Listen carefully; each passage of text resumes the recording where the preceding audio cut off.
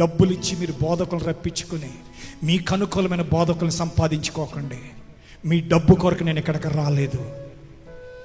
మీ డబ్బు నాకు after all. మీకు అనుకూలమైన బోధకులు పోగు చేసుకోకండి. మీ పాపాలు ఎత్తి చూపించేవారిని.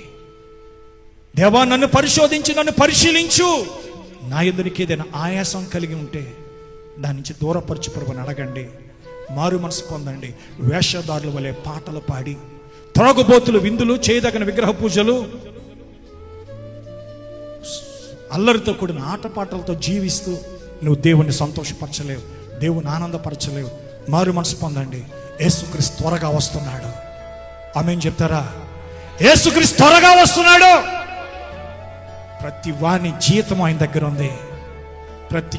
ప్రతి వాని క్రియలు వాని వెంట వెళ్తాయి అన్నాడు. నువ్వు జీవించిన జీవితము ఆ ధవల సింహాసనం తీర్పు ఎదుట నువ్వేం సమాధానం